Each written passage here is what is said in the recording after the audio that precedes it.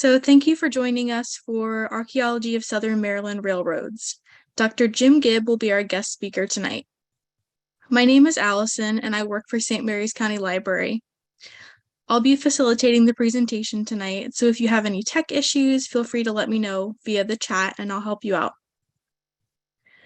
Real-time captions are available for this class. Please click the CC button at the bottom of your Zoom window to toggle them on or off. These captions are automatically generated by Zoom and may contain some errors. And as always, if you have any questions during the presentation, you can feel free to unmute yourself or use the chat if you'd prefer. All right, are we ready to get started? I am. Excellent. Before we start, I don't remember what next month's talk is about, but we've got I think it's the Bibb tobacco flu. That's right. I've only been working on it for a couple of days, so yeah. Yeah, so stay tuned for that.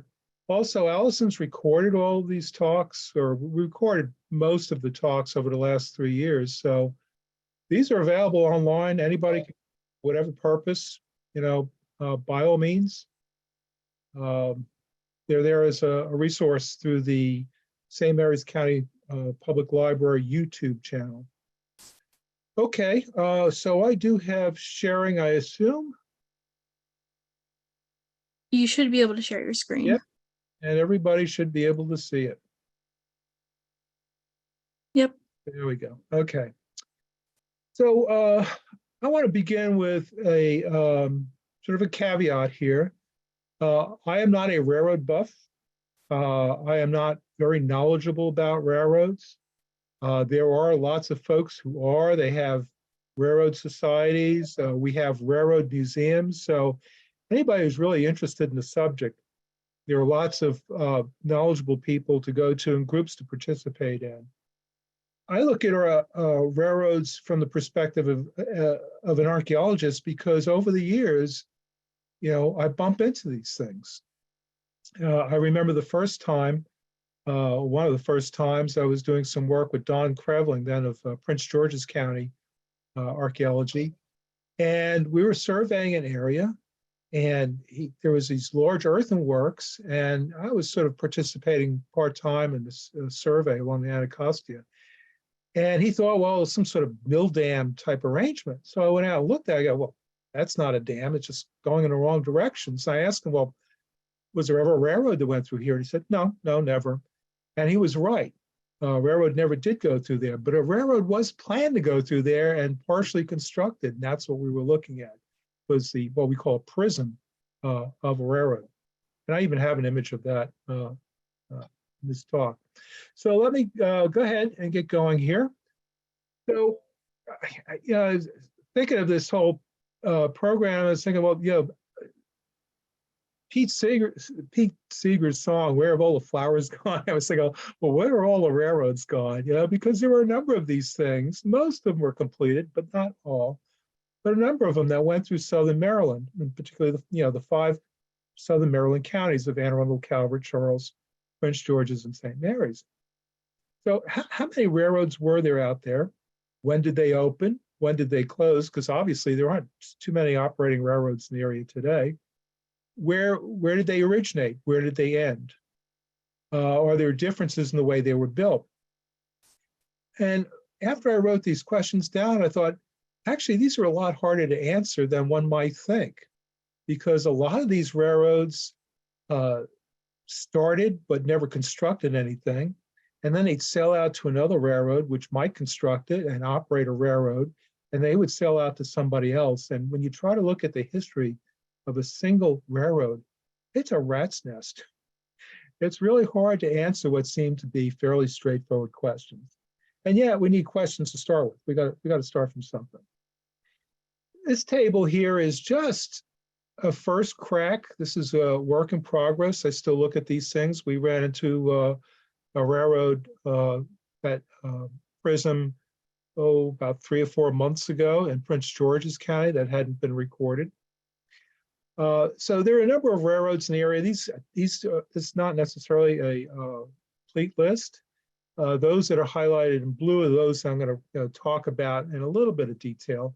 I can't talk about any of them in detail because any one of them would be a talk in and of itself.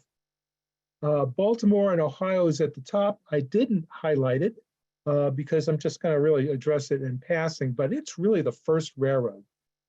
This was an important innovation. 1830, they start this rail system. And it's at the same time that canals were just beginning to mature. And so we started having railroads running parallel to canals. And it's a little bit battle between railroads and canals that railroads eventually won. Most canals that remained in operation until the late 19th and early 20th centuries were used just to transport coal, which is pretty much where railroads are now because they had to compete with the automobile starting in the early 20th century. So the Baltimore, I mean, this is a map, I stole it from somewhere and I don't remember where, but it shows some of the basic lines to give you a little sense of geography.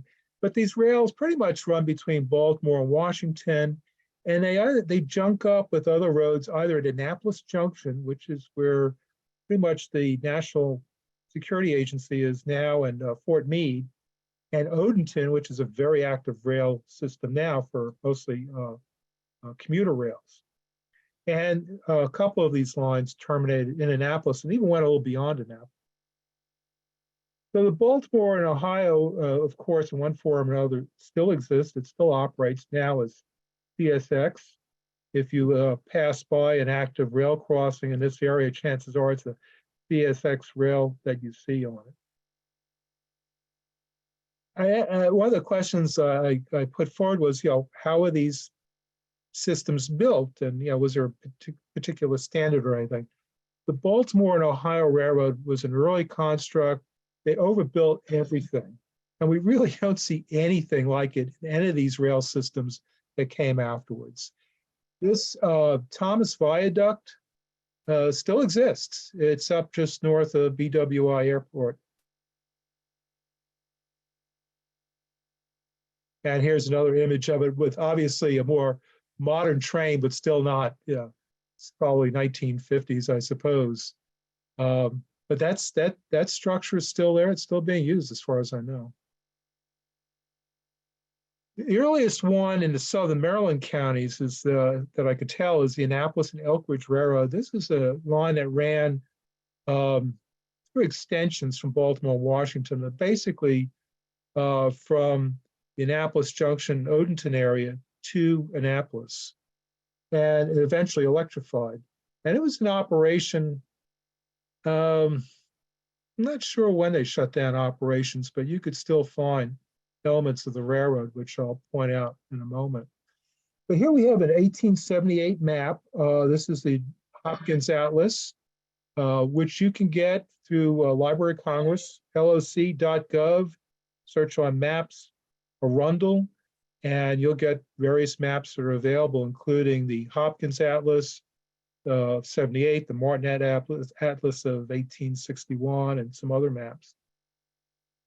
But you can see, if you can follow my cursor, this is where the Baltimore and Potomac and Annapolis and Elkridge railroads, oops, didn't mean to do that, clicked, at Odenton, which again is an active rail station today.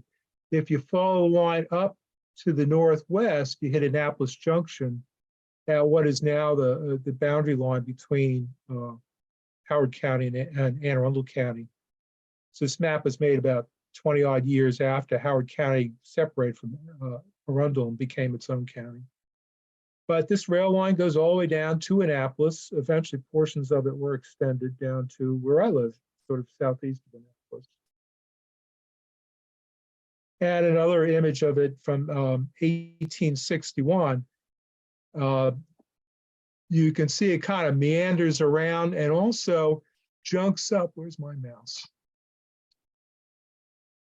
If you could follow my mouse here, there's Annapolis Junction in the upper center, Annapolis Junction, again, which is where NSA is and Fort Meade. And here it ties into the Baltimore Railroad. And so the Annapolis Junction is really where it originates. It goes down along the north side of the Little Patuxent River, through Patuxent Forge, which is sort of the Maryland City, Laurel area.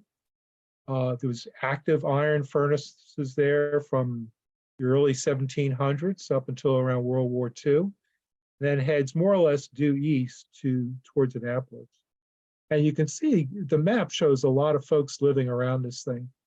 One of the things about railroads and canals, and even roads to a certain extent, is once they're built, the land alongside these transportation arteries increases in value.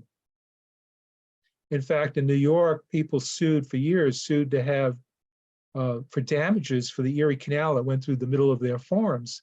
And virtually everybody lost their lawsuits because the commission that heard those decisions said, well, your land is worth so much more now because the canal goes through it. This is a view of Annapolis Junction around 1900. So you can see several tracks there. I guess you can't really see any switches, but you could see platforms for passengers.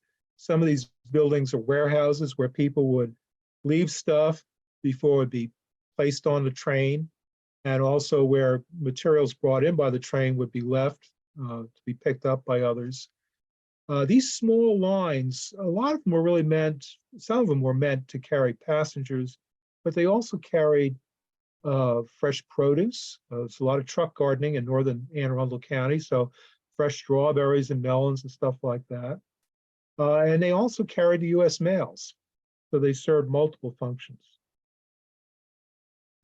This is the Annapolis and Elkridge Railroad as it came into Annapolis.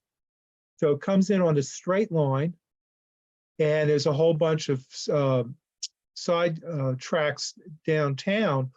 All of this area here, where all these extra tracks are in a depot, all that has been redeveloped. You cannot see that in Annapolis today. But if you go to Annapolis today, there's the Lowe's Hotel just to outside the image to the left. There's a road that runs behind it, the Lowe's Access Road. This is the old railroad line. And that's how those rail lines that survive, generally they survive as power lines, sometimes as roads, and sometimes more and more as hiker-biker trails. That railroad in the 1860s went right by the parole camp in Annapolis. Parole is an area within the Annapolis area that was called parole because that's where, during the Civil War, parolees were held until they were shipped on home. And you can see in the lower right-hand corner, I have a close-up of that. There's the railroad down there at the bottom. And look at the car behind it. That's cordwood. So at least the artist is suggesting that this locomotive was actually fueled by wood, not by coal. Portions of that railroad can still be seen in Crownsville and various areas right near the Crownsville Hospital. There's a portion of it that survives, and I think there's a power line running through it. The Southern Maryland Railroad, post-Civil War now, designed really to move produce and people up and down from pretty much the Annapolis Junction area in Anne Arundel County right down to Point Lookout. Point Lookout? Yeah, Point Lookout in St. Mary's County. It ran until 1942, at which point the U.S. Navy took it over. And they had a sideline that went to the Naval Air Station at Patuxent Point. Several months ago, I gave a talk about the aviation catapults that the Navy developed and used at Pax River to launch aircraft. Well, that base was founded in 1942, built 1943, and so the rail line was really important for delivering materials, large structural stuff to build things at the Naval Air Station, and also to provide coal. Coal was a major fuel really through the mid-20th century. We have statistics somewhere that show that In 1950, about half the households in America heated with coal. And if you've ever seen that movie, A Christmas Story, a comic Christmas story, one of the ongoing gags is the coal furnace in the basement always getting clogged up with cinders, and the father going down there and wailing away at it while shouting obscenities. So here's a map from 1881. It shows the Southern Maryland Railroad running from Brandywine, which is in Prince George's County, a little bit north of the Charles County line. The blue line drawn through here is the Baltimore and Potomac, but they intersected at Brandywine, and that's where the Southern Maryland Railroad takes off, heads south through Charlotte Hall to Mechanicsville. The road was supposed to go all the way down to Point Lookout at the southern tip of St. Mary's County. It was never finished past Mechanicsville. But if you go down through St. Mary's County, I recall just before you get to the college, there's a bit of railroad bed you could see where they've graded the railroad bed, but they never actually installed the rails and finished the railroad that far. So as far as I know, only as far as just a little bit south of Mechanicsville. One of the neat things about these rail lines is when they were built, people saw them as being real economic booms. So it wasn't unusual for a landowner to, somebody to acquire land around a railroad and subdivide it and create a residential subdivision. Charlotte Hall Veterans Home used to be the Charlotte Hall Military Academy, and before that, just the Charlotte Hall Academy. Started in the 1790s, if memory serves.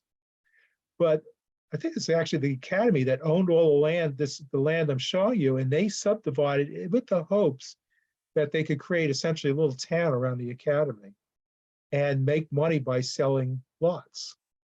If you go down there today, you might get some sense that it was subdivided, but most of the lots never sold. It's just pretty much one line, one street or two north of the academy that I've noticed anyway. And the same thing happened in Brandywine. You have to mentally rotate the map about 60 degrees to your left because the north is up here. But we've got the Baltimore Potomac Railroad heading almost, southerly anyway. There's Brandywine Road that crosses it. Brandywine, if you head this way, ultimately runs into just near the intersection of, Route 5 splits off from Route 301. And so if you drive down Brandywine heading east into Brandywine City, so-called, you can see these large open spaces. You can see where the railroad ran through and where there's all sort of light industrial uses of the property. But if you get off the road, you can see where it has been subdivided. There's kind of a residential community on either side of Brandywine Road. That was perhaps one of the more successful subdivisions that I've seen. But I mean, they called it Brandywine City. And if you go there today, you wouldn't even call it Brandywine Village.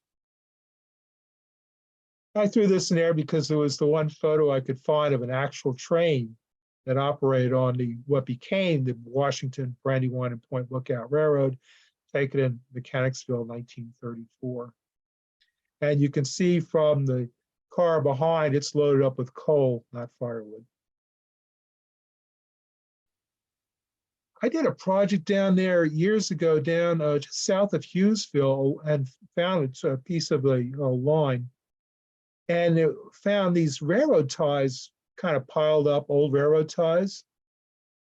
And what I noticed is that many of them had nailed into one end a large, sort of a nail with a head that was about the size of a nickel, and embossed upon it was the number 57. And I had been told that that indicates that that tie was installed in 1957, because these ties have to be replaced periodically because they rot away. I haven't confirmed that, but it's something to look for if you're out, train spotting. Take a look at those railroad ties that have, of course, since been removed and see if they have those nails set into them. And also a stone with a big W on it, obviously for Washington, Brandywine, and Port Tobacco. And, you know, this is an abandoned part of the line, and this is really all you see, is this very straight, level track, not much of a slope to it. Railroad slopes, they tried to keep down to under 3-degree slope, explicitly to avoid erosion and thereby minimize maintenance costs. This is my favorite, and is probably the reason I started looking at railroads at all. And many years ago, early 90s, I guess, did this project down in Prince Frederick in Calvert County, in this woods just south of, was that Dares Beach Road. And there was this railroad prism. A colleague had found a similar part of it a little further south, as I recall. And so I wasn't unaware of it. I knew we were going to encounter it. But in doing the project, I learned quite a lot about the history of this railroad, why it was built, and features of railroads that we can look for when we're out in the field. So it was conceptualized in 1868. That's when a route was first mapped out. And it existed on paper until 1924. Most of it wasn't graded, even graded until between 1888 and 1891. And this is a road that was never completed. It was completely graded. The railroad ties were delivered by local folks, but the steel rails were never delivered because of financial difficulties with the railroad. It was originally surveyed by Colonel George W. Hughes, who was born in Elmira, New York, and you all know what Elmira is known for. Two things, actually. It got a line in the movie It's a Wonderful Life when the bank examiner says he wants to get back to his family for Christmas in Elmira. And it's also where Mark Twain summered with his wife's aunt and where he wrote some of his greatest works. I did some archaeology at Quarry Farm, where he worked. Hughes was a West Point graduate. In the 19th century, most engineers, most American engineers, most engineers working in this country were either graduates of West Point, they were military engineers, or they were immigrants from Germany or from Scotland, Scotland, particularly University of Edinburgh. The Army during peacetime often seconded engineer officers to railroads to help them build their railroads. That's where our engineering corps came from the military. It wasn't until later in the 19th century, places like Rensselaer Polytechnic Institute in New York, that we started really formally training engineers. He was involved with a number of railroads, both in terms of engineering, but also in terms of actually running them, politician. And he died and was buried at Tulip Hill, which is just south of the Smithsonian Environmental Research Center, right off Muddy Creek Road near Galesville. So he was kind of a local boy. And he produced this booklet of 30 odd pages, as I recall, which is available online. You can actually, I have the URL here. Unfortunately, it doesn't include the map. It's just the report, the printed report that he produced for the General Assembly of Maryland. And I found this, wanted to read this one quote because I think it's really interesting. This is from George Hughes. A pretty accurate knowledge of the country in which we were to operate, derived partly from surveys under my direction, when in the engineer service of the United States, for a ship canal from the District of Columbia to Annapolis, and subsequently for the Annapolis and Elkridge Railroad, and a long residence in Anne Arundel County enabled me to digest the plan of survey with much confidence. So George Hughes is starting this booklet out saying, look, I kind of know the turf. This is why. So I had a pretty good idea of how I was going to go about this survey. But the bit about a ship canal that would link the Potomac River with the Chesapeake Bay, that idea was around 1840 and persisted at least until 1868. And it would have gone one plant actually had it going through Millersville, which is now along I-97 in Anne Arundel County. Imagine ships sailing through the middle of Anne Arundel County. The company produced bonds. When you invest $1,000, you get one of these numbered bonds, and they were producing them, I think, as early as the 1860s and as late as 1928. Although by 1928 they were a land company. Basically the only thing they had were the lands that they had purchased. Of course, these are probably valuable collector's items today, but they're not worth $1,000. It's sort of a little side story here. One of the presidents of the railroad was Daniel Magruder, who was a judge and various lawyer. And this is his house before it was fixed up. It's now the home of the Calvert County Historical Society. In fact, the building in the back is their archive room. And what I found interesting, again, did some digging here too before they revitalized the building. But this is Magruder's house here, Linden. Here's the railroad bed off to the right-hand side of your screen, running north-south and going right through Prince Frederick.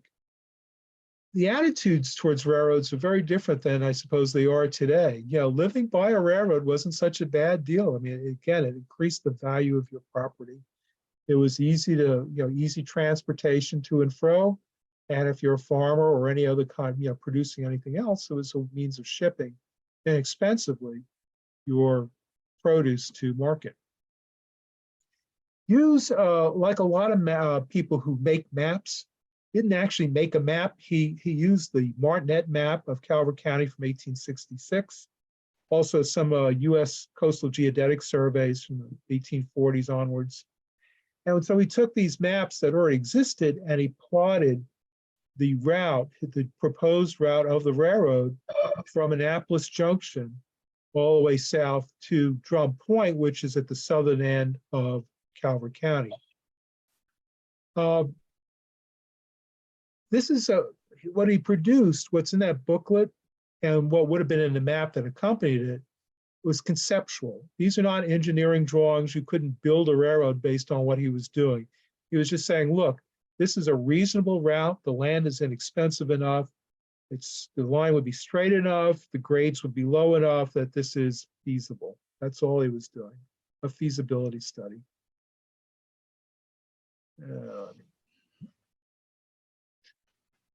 This is a 1946 map of the very southern end of Calvert County. This is, you can see the straight line near the middle, near the middle of the image. This is the proposed rail route. It says Cupola over here. This is a survey point that the surveyors were using when they created this map. And Drum Point Lighthouse down here. And over here, just south of Drum Point Pond, is a star, or a triangle or something, and it says Beretta. That is the house of the Peruvian ambassador to the United States in the early 1860s. This is a view of Drum Point. I think it's early 20th century. You could see the Drum Point Lighthouse, middle ground, but it's open, it's relatively flat. You could see a railroad coming through here. Now, you might ask, why would you build a railroad through Calvert County, especially all the way down to the southern end? Calvert County produced a lot of tobacco, and that would benefit from rail traffic. But it would also benefit this guy, Federico Beretta, who was a Spaniard, moved to Peru, started a business there selling, mining and trading bird guano, bird manure, to be used as a fertilizer.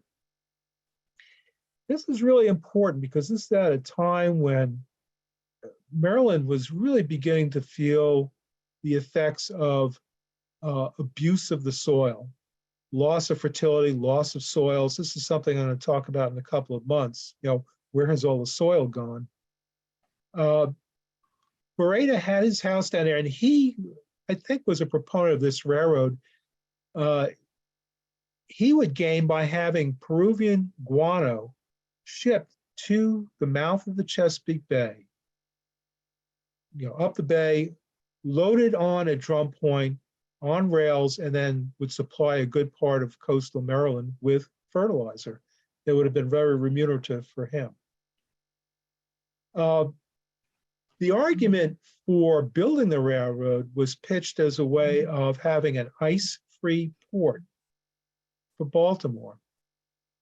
In the 1860s and before, there were several times when Baltimore Harbor froze over, and so they couldn't get coal in, they couldn't get produce out for weeks. And so the idea that folks in Southern Maryland hit on, well, let's have a southern port. And they expected the people of Baltimore to fund this thing. Now, the people of Baltimore probably looked at this project and go, well, why would we invest in building a port that isn't within our city and that would actually direct economic activity away from us? So the funding for this railroad was never very sound. And they hoped to get money from Calvert County, Anne Arundel County, City of Baltimore, State of Maryland. They raised some money, but never enough, and the line eventually went bankrupt. And Beretta never saw a completed railroad that he could ship his bird manure on. By the way, whenever you're in public and you're trying to watch your language, bat guano crazy, feel free to use that phrase, or this is all horse manure. English has got a lot of opportunities, a lot of different words you can use. This is an advertisement for Peruvian guano. This is guano that would have been shipped into New York Harbor, not into the Chesapeake area. But it was considered valuable fertilizer. We produced guano in the southwestern United States, only wasn't bird, it was bat guano from bat caves.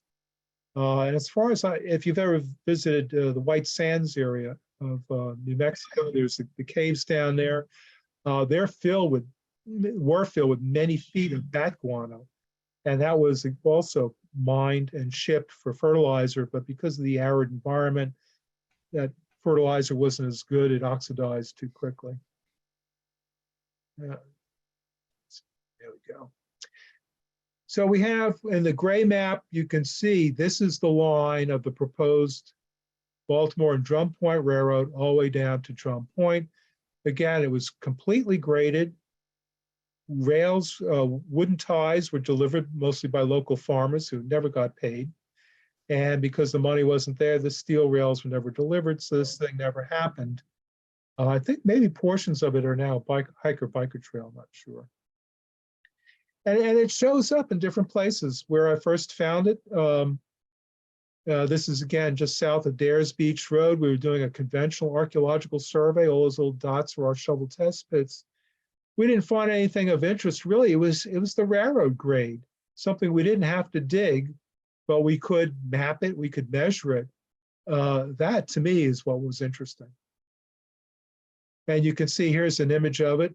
Here, what they did was they graded a route for it through high ground. Again, they're trying to minimize slopes to avoid erosion and the cost of repairing that erosion. And what they would do is they would just get mules or oxen and plows and just plow a strip. And then they would hook up another set of oxen or mules to a plow, sort of like a road grader. And they would drag it over and drag away all that loose soil. And then they would plow and they would drag, plow and drag. And that's how they basically create a road. And this is further on, all that soil that they moved to create that, make that nice and level, they used to fill in a prism over a creek. So this is an elevated roadway. It drops off fairly precipitously to each side, some, I don't know, 8 feet maybe, I don't recall. And where across the stream, what they did was they put, this is probably in the late 1880s, early 1890s when they did most of the construction. They got extruded, essentially sanitary pipe, clay pipe, fired clay pipe and used that for a culvert. So part of that was still in the ground when we recorded this site. And to give you a sense of scale, I'm standing down pretty much in the stream, looking at the part of the prism where the stream went through. The prism has been breached. So it's as if there was a dam there, but it's been breached by floodwaters. And in the lower left-hand corner, you can see our shovel. So to give you a sense of how much filling has gone on there. If you head further south, those of you who haven't heard me talk before using LiDAR, this is readily available. The URL is up here at the top left. If you'd like to learn how to use it, if you can't figure it out yourself, feel free to contact me. But this is a way of essentially looking at topography from aircraft and satellites, where it cuts through the trees and you can see what the ground surface looks like. So this is going southern Calvert County. This is Camp Canoy Road. And down the center, you could see this sort of groove here. That's the route of the railroad. Not only can you see where it's been dug in, but you can distinguish the high spots where they built up a prism from the low spots where they actually graded.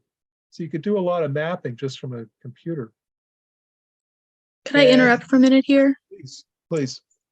So we have a question in the chat. What is a prism over a creek, or did I mishear the word? Prism is a term we use for that kind of section of a railroad bed, and it's elevated or it's cut into the ground. In either case, you can call it a prism. Think of a prism that reflects light. It has more to do with the shape, the geometry than anything else. You could just you could just think railroad bed when I say prism. And it's just a question of whether it's elevated or cut into the ground. I'll have an image or two to show in a moment. So here's Rousby Hall Road in southern Calvert County. Again, you can see the trace of that Drum Point Railroad. And you can see here, this portion here is elevated, whereas this portion has been dug in. And it's simply a way of dealing with the elevation to try to keep those grades under 3%. Back in 1983, Michael Smolik, then of the Southern Maryland Regional Archaeology Center in Patterson Park, looked at a portion of the bed that was in Calvert Cliffs State Park, I guess about the time they were creating the park, I'm not sure. And so he did these drawings, and you can see here's a prism that's been cut into the ground. This one on the right is where they've cut into a slope, sort of like the mill races I've talked about before, talking about mills, where to maintain elevation, they actually cut a ditch into the side of the slope. So one side's high, the other low, another cut here. And then this is an elevated prism where they've taken that soil that they've dug elsewhere and they use it to build up essentially a ramp across wetlands. This is a railroad prism we found just a few months ago in Hyattsville for the Washington, Westminster, and Gettysburg Railroad. It's a fairly small one. It's only about 12 feet across. But it's part of a railroad that they didn't even finish grading. It's just one of two segments we've identified so far. They started 1913, bought very little land. 1916, it pretty much ended. I suspect World War I really put the kibosh on it. And then after World War I, automobiles were really taking over. So railroads, especially just to move people, really diminished in importance. And then the Chesapeake Beach Railroad. A lot of folks are familiar with this because Chesapeake Beach was a big resort community. I used to live in North Beach, just on the north side of town. And when I see pictures of Chesapeake Beach in the early 20th century, I'm still amazed. It was Coney Island, Palisades Amusement Park, Epcot Center, whatever. I mean, it was a big deal. It attracted a lot of folks. And the way they brought folks to what would otherwise be isolated northern Calvert County was through this excursion line. On this map, this is before it was actually built, I think. I think the date on this is 1898 or something like that. But the dark red line running across, that's the actual Chesapeake Beach Railroad. By extensions running into Seat Pleasant, in Prince George's and going into Washington, D.C., tying into the Baltimore and Potomac. I guess that is there, running to north-south.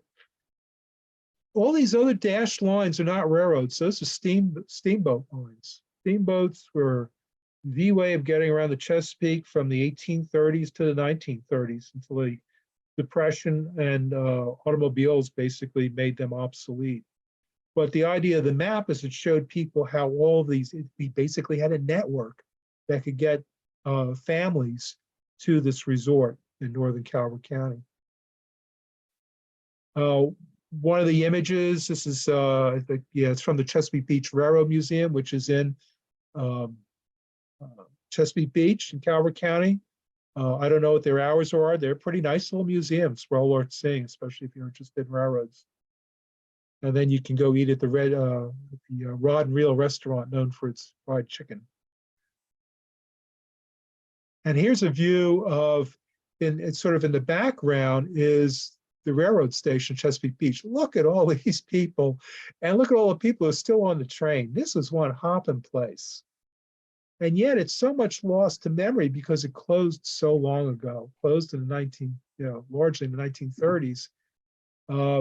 And so there really hardly anybody around who has a direct memory of it. This is a train station in Seat Pleasant that the Chesapeake Beach Railroad eventually led to through another line, but this is the kind of thing we're looking for in terms of stations along the line.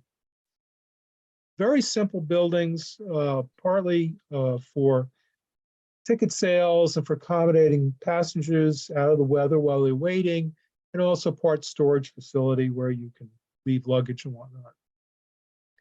And this is the Chesapeake Beach station, larger, grander, because it's sort of part of the show when you go to Chesapeake Beach. I didn't include any images of the beach with the rides and the long pier and all that, but it was pretty amazing.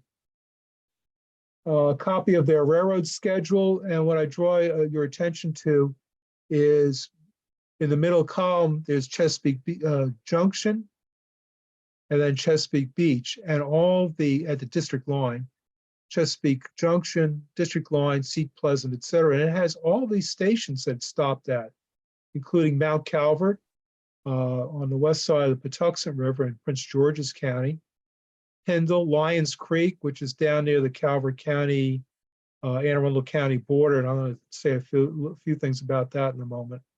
So there are all these stations where they made regular stops. And here they are on this map, so people taking the railroad know, where they can pick up the line, and also where folks can load, mail will be delivered, and where they can load produce. An image of the rail line as it crossed the Patuxent River. This is at Mount Calvert, where there's a Prince George's County Park. And on the east side is Jug Bay and Anne Arundel County Park.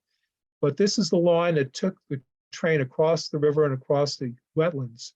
You'll notice some structure here in the middle. And this next image is a Google image. This is the Patuxent River. We're looking straight down.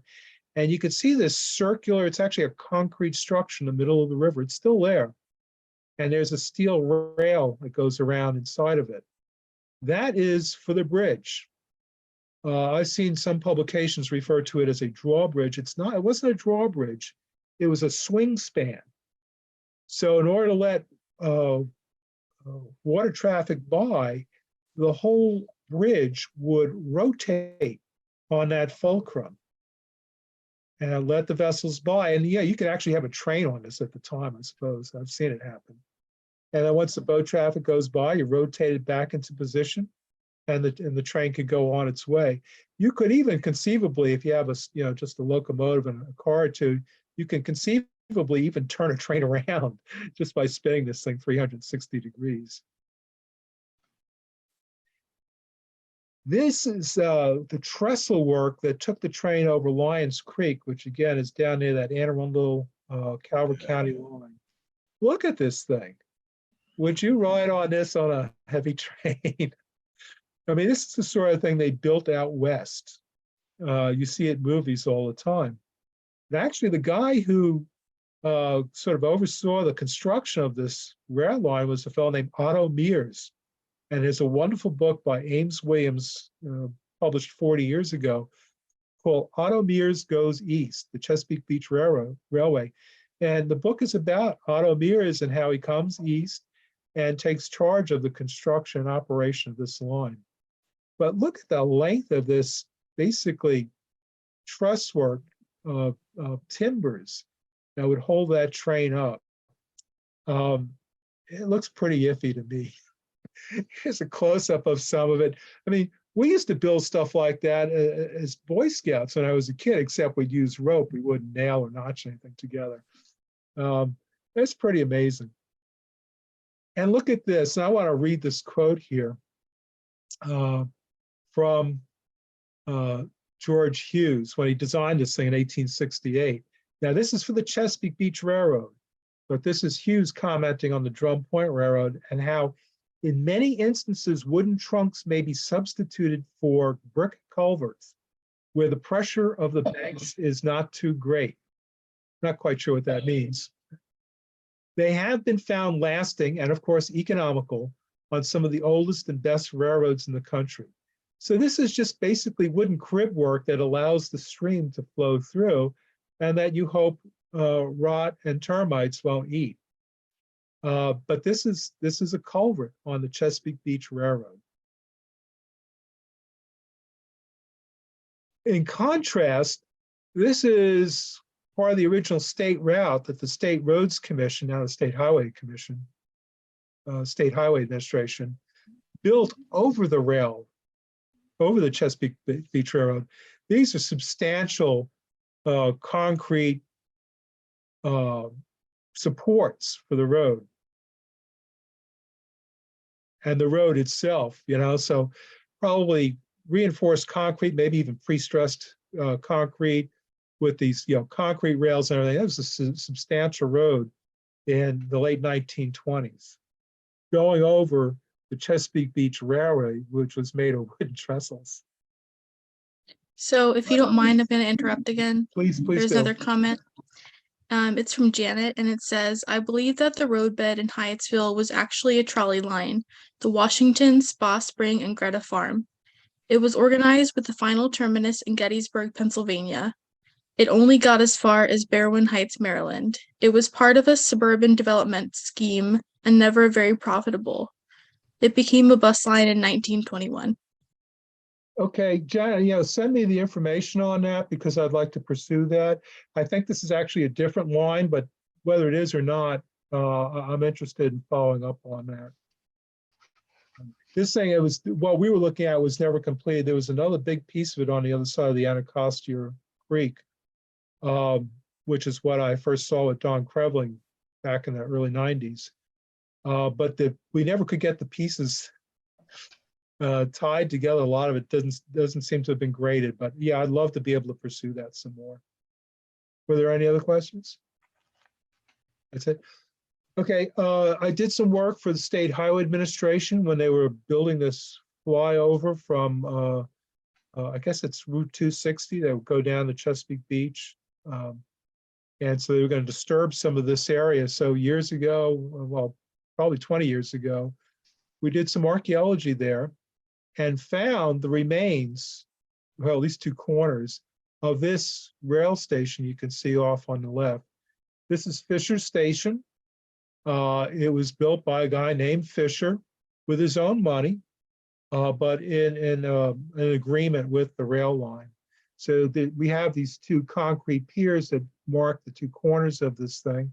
It was a vegetable garden for some years, long after this was demolished. We also dug a number of excavation units around it, and that was kind of eye-opening.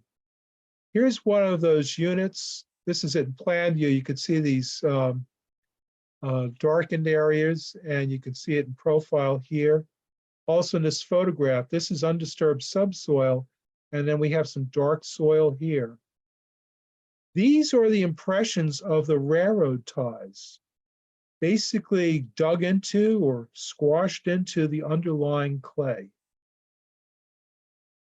And when I looked at this, I thought, gee, what's missing from this picture? Apart from the steel rails. There's no ballast. If you look at any railroad grade today, you see all these large pieces of crushed rock all amongst the ties. And that is what helps keep the rail line from twisting and shifting and absorb vibrations, etc. This rail line had no ballast. It was just wooden ties set on the ground with steel rails going over the top. I would regard this as shoddy construction, especially for early 20th century. Now, they were certainly cutting corners. But then it was meant to be an excursion line. It was meant to bring people, mostly people from Washington area, to the resort. We even have some correspondence that survives. I think I probably got this from the Railway Museum, but this is a letter from, oops, gotta watch that mouse. There we go. This is a letter from Fischer to the folks at Chesapeake Beach, well, actually to the post office. Having been advised that Dr. Preston Harris, station agent at Lions Creek Station, which is down the line from Fisher's, your road intends to give up the station at that point. I have the honor to make application for appointment as station agent and, if appointed, will put up a building to be used as a store and fix up one room as a waiting room for passengers. I have entered into negotiation with Dr. John Drury for a location, provided I can get an appointment as station agent. So this is a private individual making a pitch in 1904. Hey, I will build a station and storehouse along the rail to service the line. And the post office did contract with Fisher for this to be a place to drop the mails. The Chesapeake Beach Railroad, I think, used to pay him $25 a month to operate this station. So it gives you a sense of how you wouldn't run a railroad like that today. If there's a station along the railroad, it belongs to the railroad. But this is sort of slapdash. We have another question in the chat. This is from Cynthia. Is it possible the ballast was taken and repurposed? The Romans did that with building sites all of the time. Yeah, I'd actually considered that, but there wasn't a rock to be seen. I mean, they would have to do a really good cleanup job. There was just no trace of it. Now, did they have ballast elsewhere on the line? I don't know. We only looked at this portion, but that's something to consider when looking at these rail lines. How were they built? Did they use the best technology available at the time? Did they use ballast? A lot of this work remains to be done, and it's something, as I'll mention when I get to the end of this in a moment, it's something everybody can do. You can go out and look for these rail lines. You can do some preliminary research using LIDAR, historic maps, and then you actually go on the ground and see if portions of the rail line survive, and if there's any evidence about how it was built. Are there any other structures associated with it, other stations? Lots to do. Oh, well, here we are.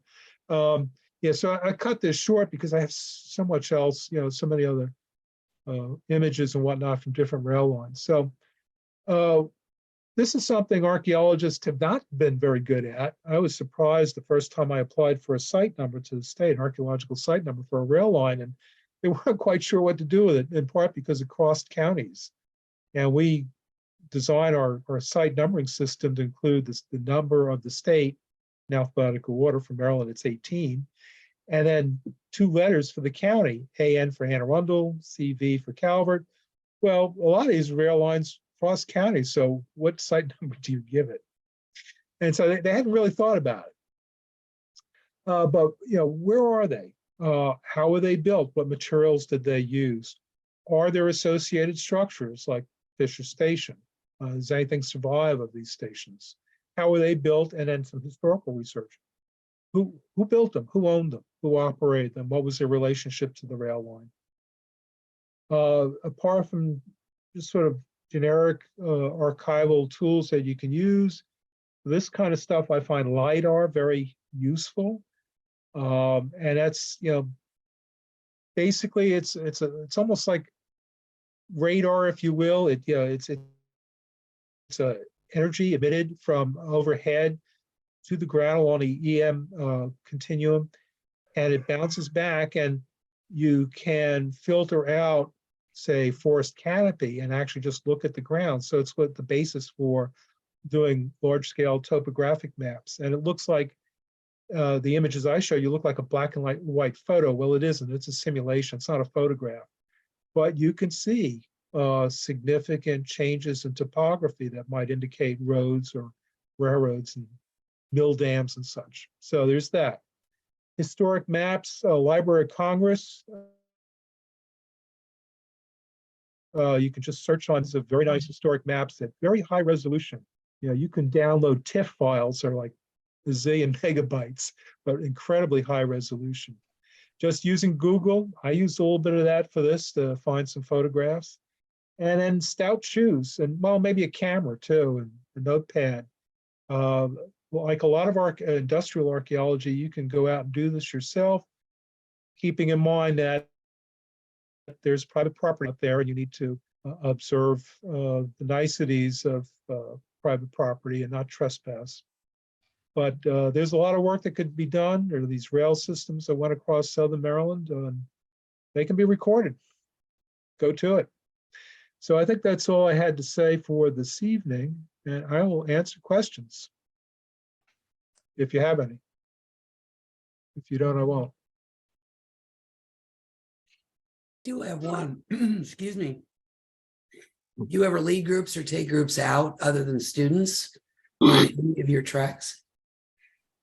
Or open those up to non-students?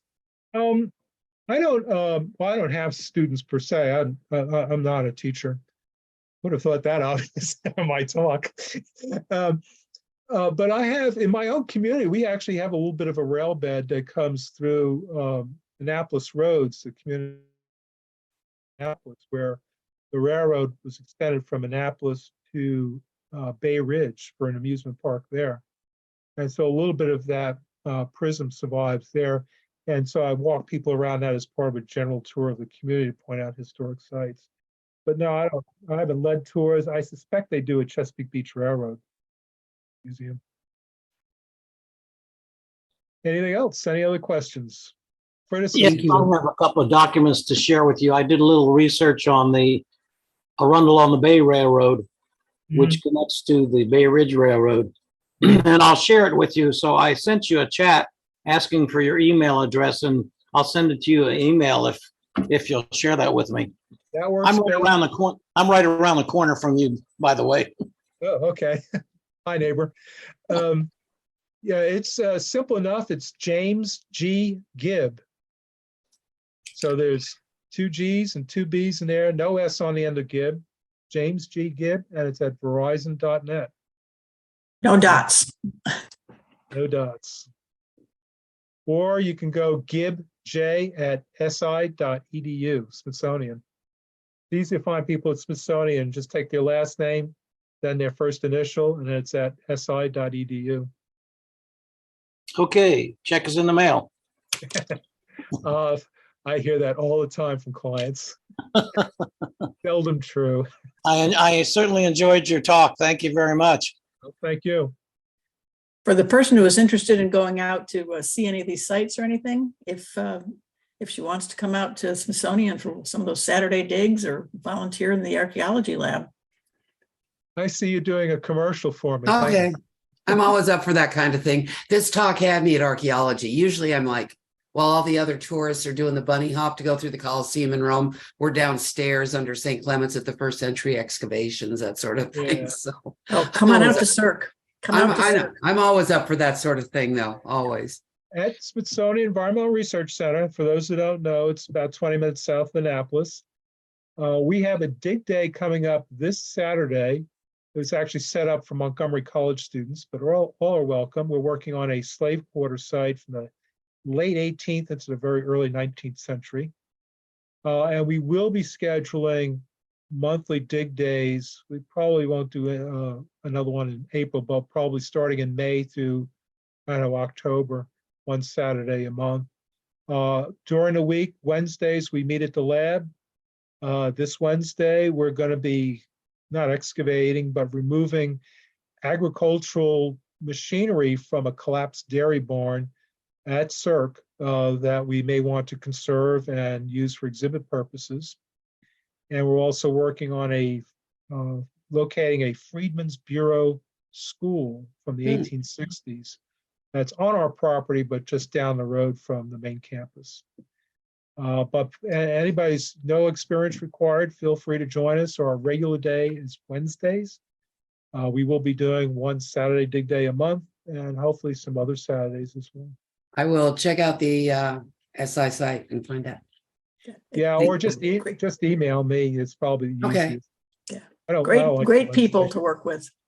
I would think so. And getting your hands dirty is always a good thing. We get dirty and we have a good deal of fun. It's great. It's one of the things that engages me. I'm 65 and still doing archaeology, and so there's something that keeps me going. Someone asked me to repeat my email address. It is James, G as in George, Gibb, Gibb, at verizon.net.